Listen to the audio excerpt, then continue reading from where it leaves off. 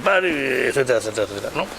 Por tanto, estas dos cuestiones, la división del ego entre dos tendencias, etcétera, etcétera, pues es lo que la parte inferior, lo que adiós. Vemos, claro. Es esta lucha interna, digo interna, pero inferior, si quieres la lucha lo que estaría ahí, pero cuando consigas hasta cierto punto un plano de atención, desaparece ya esta dualidad y uno de pronto pues se enamora de justo un tema que le está emocionando mucho. Estoy hablando de cosas que creo que nos han pasado a todos, ¿no? Luego hay una fluctuación cuando uno está estudiando entre la parte superior que de pronto fluye, o entras en flow, que está tan de moda hoy, no entremos ahora en nivel si es muy para allá o para abajo, o entras en contradicción, entras en contradicción, me quiero largar, ¿qué hago? Fuérzate, etcétera, etcétera. Y el círculo bajo, el círculo de interpretación es lo que todos los docentes de hoy en día utilizan como que es lo básico, pero para mí es lo secundario. Que esto este rollo de, ahí pongo lo más, el menos, ¿qué es el más? Pues voy a añadiros una definición más. Definición de amortización acumulada. Definición.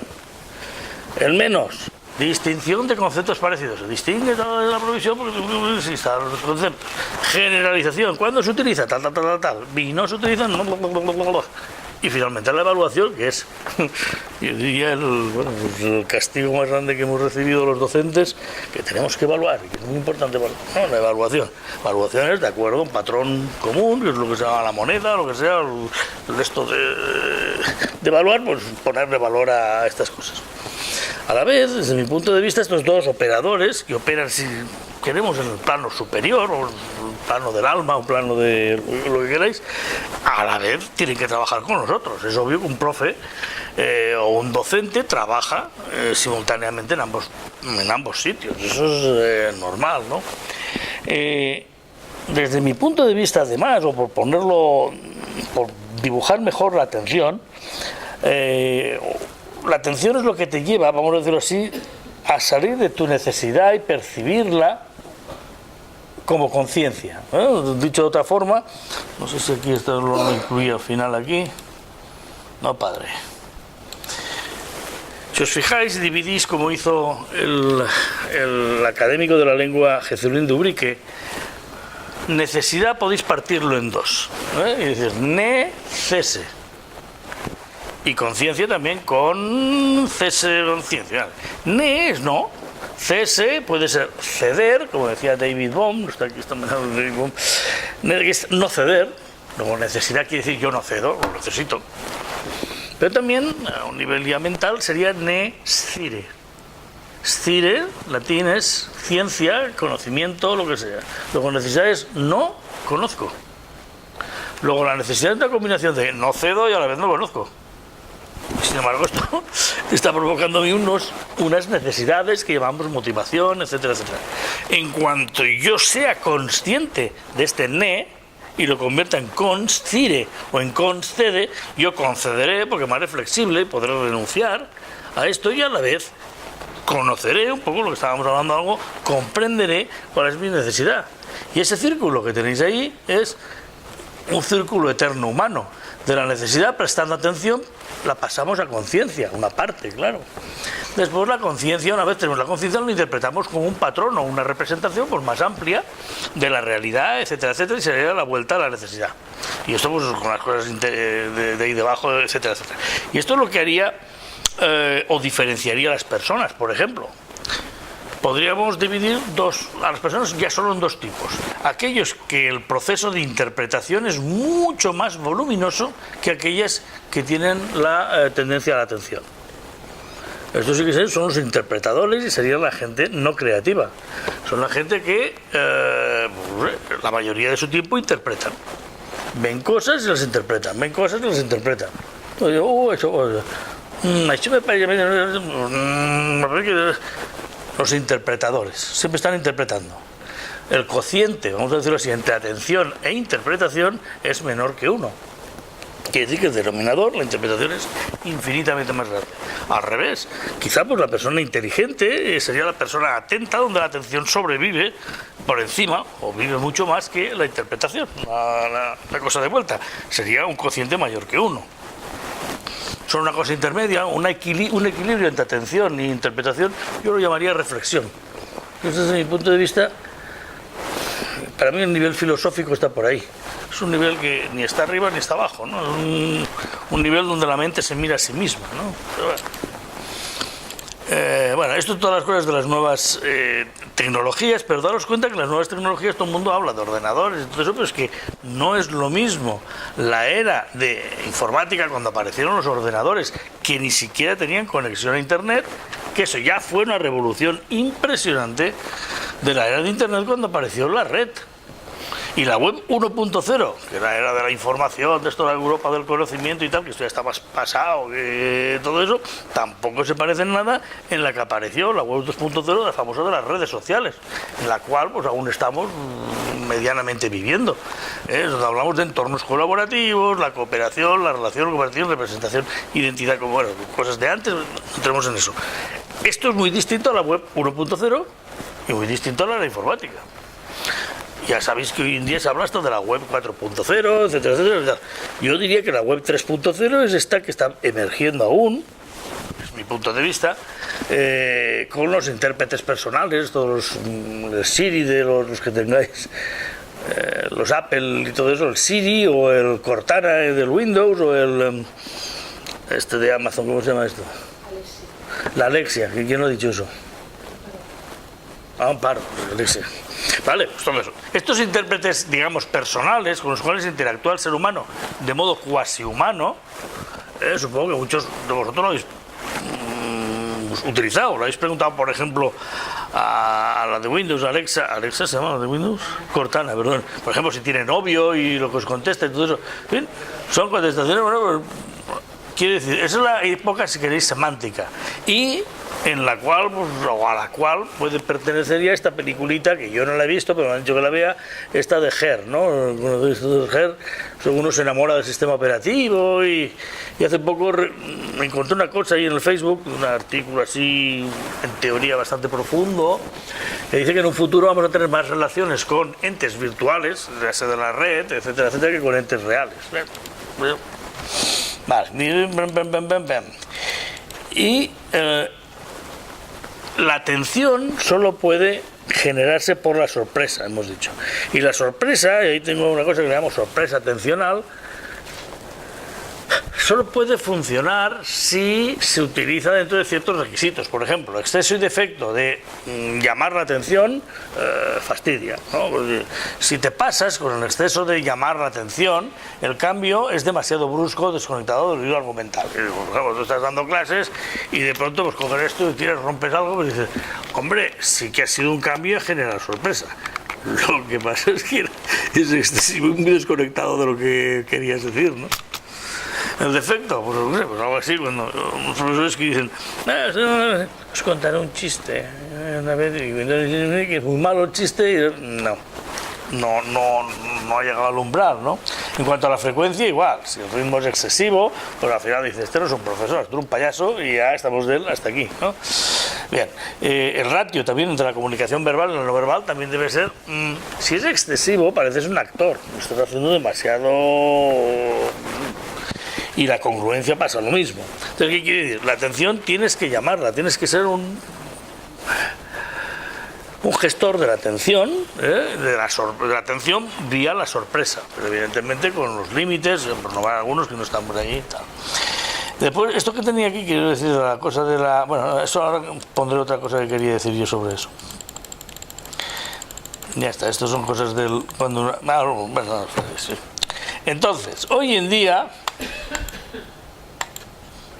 Fijaros, yo creo que estamos pasando, por sintetizar las dos eras, estamos la era antigua y la nueva, ¿no?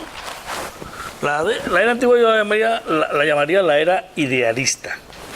Una era idealista es una era donde la dualidad básica es la realidad y el ideal. Y se solía decir que lo más bonito del mundo es las personas que luchaban para conseguir un ideal y acercar la realidad a ese ideal. Evidentemente, para acercarse ahí lo que hace falta es tener una intención bien clara. Es esto de lo que desde mi punto de vista son las cosas antiguas y pasadas de moda, que se dicen: sueña algo, no cedas y lucha por ello. Y tú dices, si todo el mundo está haciendo esto, pues ya tenemos lo que está pasando actualmente. Todo el mundo está luchando por su sueño. Esto, bueno, una dinámica espiral, eso sería el naranja, ¿no? O sea, fíjate una meta, todo eso, y a la medida que te fijas una meta, qué casualidad, todo el resto de factores se convierten en recursos. Eso es importante. Si te enamoras de una chica, hasta tus amigos se convierten en un instrumento para conseguirla. Pero tú ya te has propuesto conseguirla. Está todo justificado, ¿veis? Y yo esto pues no lo veo muy... Para llegar a ese ideal, lo normal era esforzarte. El esfuerzo. El alumno que se te sienta aquí delante y te dice: tengo un 4,5, pero te juro, Antonio, que yo me he esforzado muchísimo. He hecho un esfuerzo encima de lo normal. Pues digo, bueno, pues ya está, te bajo la nota a 3, es que eres tonto. ¿Cómo has podido sacar un 4,5? Un contenido bastante sencillito y me has dicho que has estudiado no sé cuántos meses. Pues no deberías estar estudiando en la universidad, no estoy exagerando, ¿no? Pero ¿qué quiere decir? El esfuerzo probablemente no está justificando nada. O sea, más bien me parece algo totalmente accesorio y yo creo que se trataría más de sorpresa o inquirir. De pronto me di cuenta o de pronto descubrí algo, y es un poco lo que nos mueve. Y si recordáis, esos momentos los hemos tenido cuando éramos estudiantes, cuando estabas estudiando el tema plomo y de pronto había otro y yo, ostras, qué interesante, y te quedabas un poco como enamorado de ese tema nuevo, ¿no? que se hacía por ahí, etc. El resultado antiguamente, por tanto, era lograr. En realidad yo siempre he dicho que la economía es la motivación del logro a la cual le han puesto matemáticas. Y al ponerle matemáticas parece algo la más de elevado. Pero todo lo que pensamos, que estudiamos en matemáticas, en economía, en el fondo es todo el mismo juego. Unas metas y unos recursos. Y cómo modificar y elaborar esos recursos para conseguir la meta. Y para que pueda funcionar lo que has subordinado, sí que lo haces funcionar de modo racional. Pero la meta la has decidido más bien de forma, vamos a llamarla política o condicionada, o de acuerdo a los particulares condicionamientos que has tenido en tu vida. Eso es naranja, o es la motivación de logro, o es el modelo que yo hice, le llamo modelo estratégico. ¿Qué es un estratega? La persona se fija una meta y allá vas. Y no te dejes desviar. Y le pregunto, ¿y por qué haces de tu vida esto? No tiene mucho sentido, ¿no? En la epistemología también, el idealismo es teleológico, evidentemente tiende todo a un fin. Aquí es más bien semántica. Tú, observando esta dinámica entre el orden y el caos, extraes, en la medida que prestas atención, contenidos dotados de significado. Yo digo semántico, ¿no? Y en la educación pues sería la clase magistral frente al líder catalizador, ¿no? Son tonterías de pam. Y había, y ahora lo que quería, el flow ya no me interesa. Había otra cosa aquí, a ver si la tengo, la atención alternativa, y ya con eso acabo.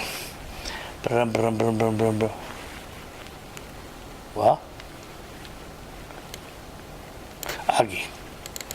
Esto en la empresa, también esto del idealismo a la creatividad, yo entiendo que esto podía verse también un cambio de lo de antes. Esto es la visión estratégica antigua.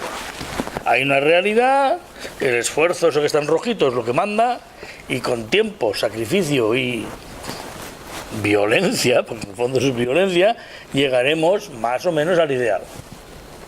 Esto lo explicas y todo el empresario te dirá, sí señor. Traducido en la empresa, esto es la dirección estratégica, que se habla de recursos, se habla de objetivos y se habla, según la nomenclatura que explicamos nosotros en empresa, hay un gap estratégico entre lo que estamos y lo que queremos conseguir, que son los objetivos. Que puede ser más rendimiento, más productividad, lo que sea. Para eso, claro, el esfuerzo le cambiamos un nombre, lo ponemos más bonito, lo ponemos motivación, ¿no? Y decimos que a la vez para esa motivación hay que haber tiene que haber algo basado racionalmente, que es la planificación. Esto implica una alineación y implica sobre todo también una competición, ¿vale? Sin embargo, yo creo que en la nueva forma de entender las cosas, la atención sustituye el esfuerzo. Y la atención lo único que hace es intentar encontrar significado en una dinámica continua de orden y caos. Caos es algo que aún no entiendes, prestas atención y no pillas, y poco a poco vas, como de pronto va desencapsulándose, ¿no?, el significado, y el caos se convierte más en orden, o le sacas un significado, ¿no? Tiene que ver más en centrarse en el presente, no involucra el tiempo, es más bien aquí y ahora. Y entender qué pasa. Implica más bien pasión, eso lo hemos nombrado también antes y todo eso, y sobre todo la emoción, desde mi punto de vista más elevada que hay. Emoción, daos cuenta, yo pienso que la emoción no va a ningún lado, evidentemente. No va a ningún lado, me refiero. Aquí es algo que debería estar subordinado a lo mental, pero las emociones, la inteligencia emocional, etcétera, etcétera, su expresión más máxima yo creo que está en el sentido del humor, ¿no? Es la más elevada que hay, junto quizá la opuesta o la menos elevada es el miedo. Y esto es un poco las dos visiones que estoy planteando, ¿no? Pues en la medida que yo practico esta atención, puedo entrar en estados, y eso es muy impredecible, puedo entrar en estados, sea de flow, de sintonía o de experiencia cumbre, podéis llamarlo como os dé la gana. Es un poco, pues, si se quiere, el premio a esto, o llamado como os dé la gana, consecuencia de una presencia o una alineación bastante conseguida, digamos, con lo superior, ¿no? Y esto sustituía al esfuerzo y a la satisfacción del esfuerzo, el premio y todas esas cosas, ¿no? Y bueno, aquí las dos visiones, pues aquí pasado y futuro, presente, espacio. Antiguamente fragmentación, división, visión sistémica. Causa-efecto, esta es otra. Nos hemos dado cuenta que es que, bueno, en la universidad y en la ciencia actual, la ciencia se ha instrumentalizado de tal forma en eso del I igual al f de x, o sea, una variable dependiente y una variable independiente, y no hay forma de sacarnos ahí. Es también curioso de que el único propietario del programa de estas cosas, que es el SPSS, sea IBM y que ya no hay nada más. No sé, bueno, el R, Pau, está el R, ¿cómo se llama esto? El software libre, pero qué casualidad, ¿no? Que entendamos todo esto de que toda la vida es un conjunto de causas y efectos. Pero eso está muy relativo. Desde un punto de vista sistémico esto desaparece. Y comprender una cosa de forma sistémica es un poco pues evadir este tipo de explicación ya, desde mi punto decimonónica, del I igual a f de x, ¿no? Antiguamente pues hablábamos también de malo y bueno, hoy en día hablamos más de sincronicidad, hablábamos más de ética, pero para mí eso del bueno y el malo y la ética y todo eso está, si queréis, a un nivel emocional de evolución del ser humano, no le veo tanta importancia, ¿no?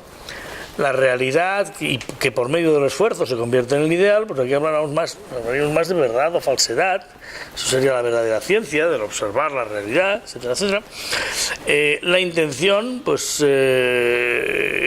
tiene que ver más con darse cuenta, en la medida que observas algo con atención, de pronto te das cuenta, con una emergencia, ¿no?, de significado, etcétera, etcétera. No me quiero ya enrollar más, pero veo como dos visiones, ¿no? Una idealista que tiene que ver con la personalidad y una que tiene que ver con, por utilizar un poco el hilo que ha nombrado Vicente, la transpersonalidad, algo que está más allá de la propia personalidad humana. Tradicionalmente, aunque sea un poco insistir sobre lo siempre, personalidad suele entenderse como esa tríada compuesta por lo físico, lo emocional y lo mental inferior, o lo mental analítico o intelectual, ¿no? Entonces que lo otro sería esta otra parte, vamos a decirlo así, que algunos han llamado alma, pero que, pues, si queréis llamarlo yo superior o lo que os dé la gana, que empieza por la mente abstracta, por llamarlo así, ¿no?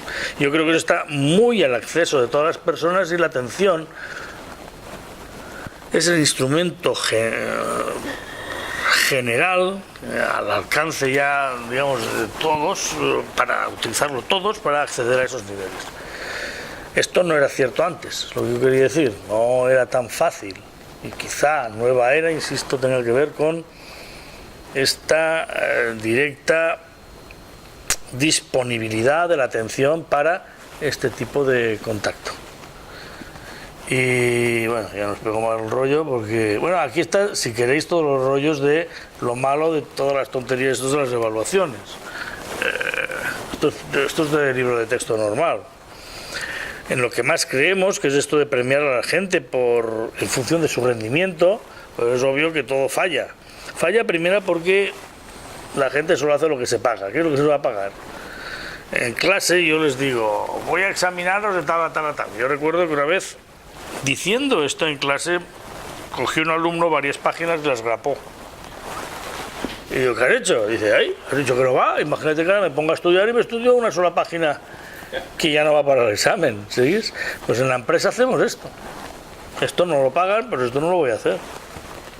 No cooperamos. Obviamente, si me estás pagando por mi rendimiento individual, no voy a decirte yo los secretos de mi rendimiento, obviamente. No voy a cooperar. El locus de control es un problema. El locus de control, sabéis que es donde ubico yo la fuente de mi ganancia o pérdida. Ya sabéis que los alumnos somos alumnos. Cuando nos suspenden, solemos decir, me han suspendido. O sea, el profesor me ha suspendido. El locus de control es externo. Pero cuando aprobamos, dice, he aprobado. O sea, el locus de control es interno. Pues esto es muy parecido. Cuando te va mal la empresa, no te han dado algo, es el sistema de la empresa, que es que no me han pagado bien, o no, al revés, cuando me lo gano yo, me lo he ganado. Con lo cual, fijaros también la heterogeneidad que hay en este tipo de rendimiento, ¿no? Los contratos psicológicos es curso de deciros. O sea, yo utilizo el ejemplo en recursos humanos del 18 de julio. Cuando se murió Franco, dije, vamos a quitar los símbolos franquistas. Sí. Ya, pero el 18 de julio, como eso lo implantó Franco, porque había ganado y todo eso, y todo el mundo se quedó así.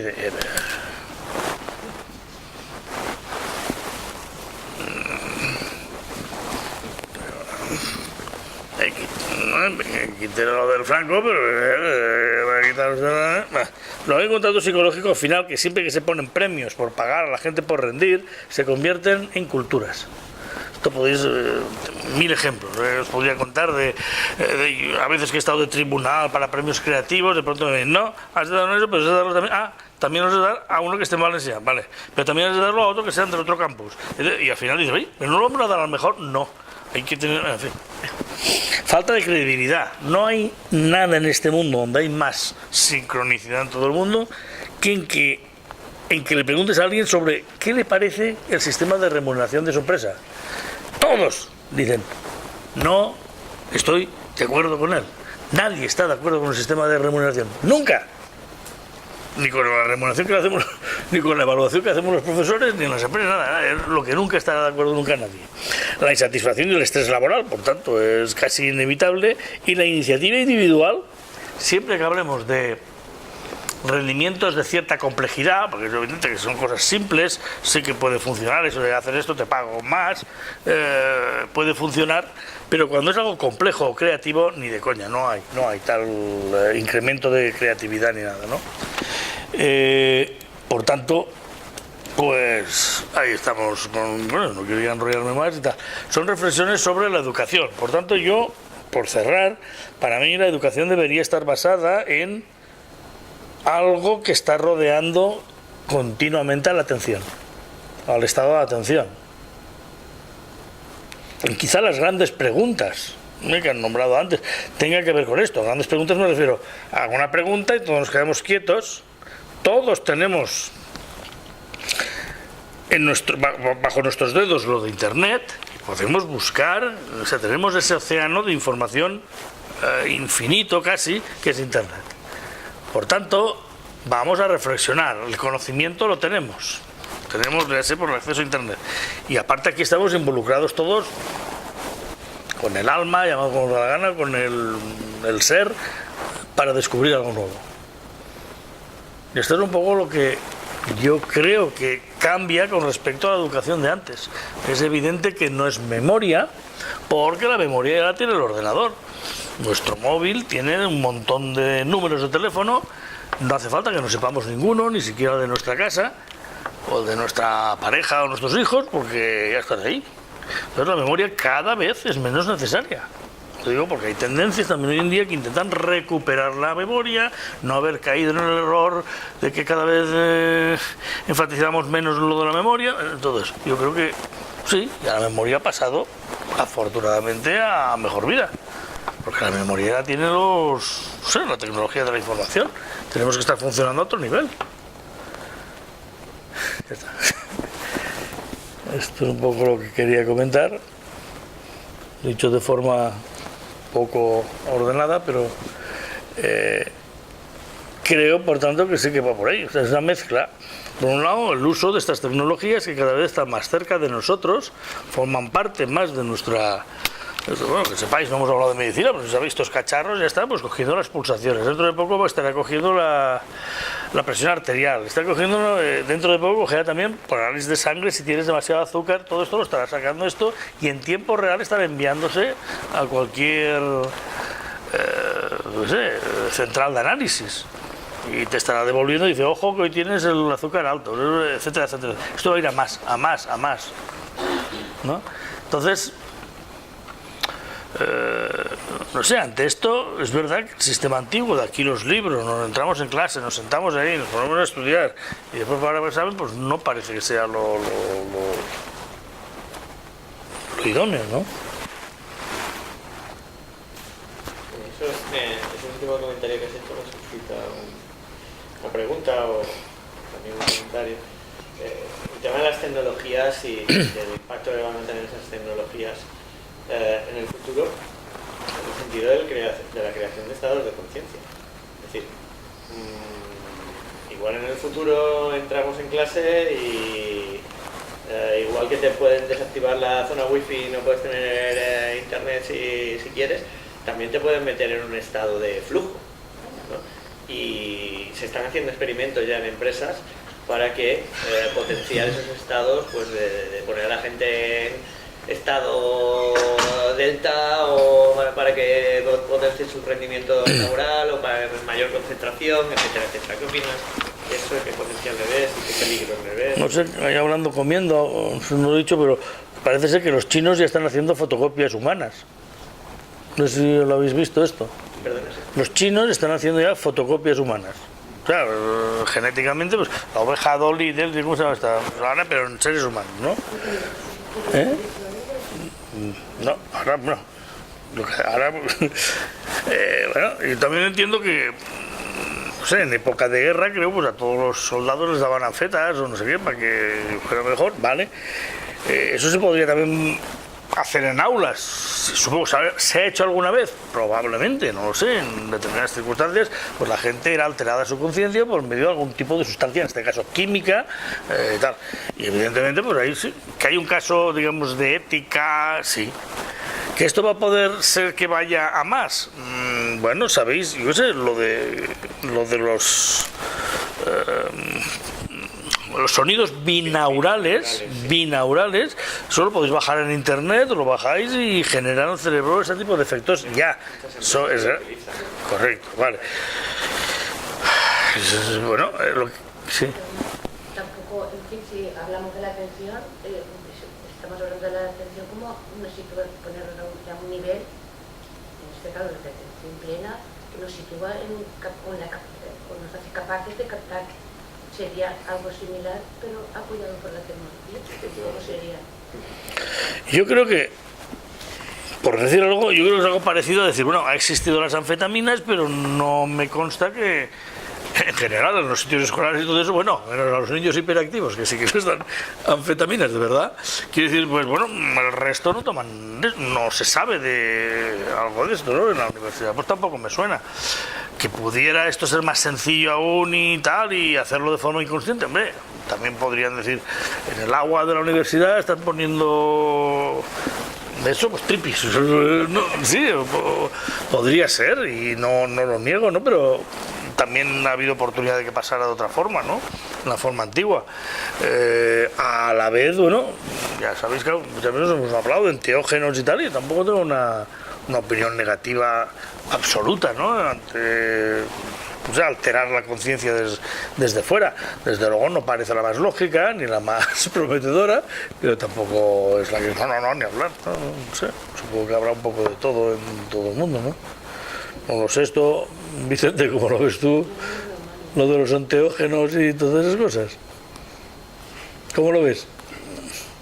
Creo que es una cuestión extremadamente delicada por la diversidad de respuestas ante las mismas sustancias. Yo tampoco estoy en contra totalmente, pero claro, lo que pasa con los porros al 80% no le pasa nada y al 20% termina con un brote psicótico. Entonces, ¿cómo cuidar este equilibrio? Es una cosa muy delicada. Y de hecho se está investigando cada vez más y se va a introducir, se está introduciendo ya cada vez más. Y eso por ahí, no sé, lo veo ahora que cada vez más eso esté más cerca o con más posibilidades, sí, pero también entiendo que también la conciencia humana también se está incrementando, ¿no? Más la lucidez y para ver, no sé, supongo que cada momento de la historia tiene el nivel de insight, no sé, de darse cuenta correspondiente. No sé, yo en eso soy... De todas maneras, para ello creo que va a haber una revolución importante, porque se está investigando mucho, por ejemplo, no solo en el tema de estas tecnologías para crear determinados estados de conciencia, de manera que cada persona en un momento determinado pueda acceder a esos estados de conciencia vía estos sistemas binaurales, vía a través de campos electromagnéticos o vía incluso de drogas inteligentes, que se está estudiando de que, bueno, pues te tomas esta droga sin los efectos, le quito todos los efectos negativos y puedes acceder a un estado no dual automáticamente, prácticamente, sin necesidad de meditación ni nada por el estilo. Y un aparatito por ahí, en Facebook lo veo continuamente, un aparatito que lo pones ahí para, no, pues a lo mejor te introduce más alfa o lo que sea, y te facilita, sí, pues supongo que habrá de todo, desde las cosas inofensivas, que a lo mejor sí que ayudan algo, hasta cosas que sí que a lo mejor te trastornan todo el sistema, pero a la vez yo creo que no puedes evitar eso, no sé, es un poco como el porno y todo eso, muchas veces. Hace tiempo, cuando yo daba conferencias de las nuevas tecnologías, siempre los padres, pero ¿qué opinan del porno? ¿Qué hacemos con el porno? Pero el porno es que no puedes evitarlo. Y lo curioso es que los padres dicen, me he enterado de un software que evitaría la entrada del porno. Y digo, señora, mire, cuando usted pondrá ese software, su hijo ya tendrá ¿cómo se llama eso? La llave para cargarse de eso y verse, o sea, quiero decir, es más bien educación, reflexión sobre la cuestión y no tanto poner la prohibición sobre el porno. Y esto hoy en día que ya tienes móvil, el otro, en fin, es imposible, ¿no? En los países que he visitado, el sitio donde he visto más obsesión por las redes sociales ha sido en Irán, que estaba prohibido, ¿sabes? Y en China lo mismo, enseguida te dan, pues, oye, si quieres ir a meterte en Facebook, te doy esto para que te saltes la prohibición y tal, y te añado como amigo a Facebook y tal, y todo el mundo está obsesionado con esto, por ejemplo en Irán, ¿sabes? ¿Por qué? Porque está prohibido. Y eso genera que la gente quiera estar en Facebook y quiera tener muchísimos amigos en Facebook y tal, ¿no? Ya, pero es curioso que muchos padres, lo digo por muchos años de conferencias y tal, los padres están obsesionados con eso. Bueno, ahora hace tiempo que no, pero era una solución que era que bloqueara el ordenador del hijo para que no pudiera acceder al porno. Y claro, yo lo veo más bien una forma muy infantil de entender la situación. Primero porque no lo iban a conseguir y segundo pues porque no parece lógico, ¿no?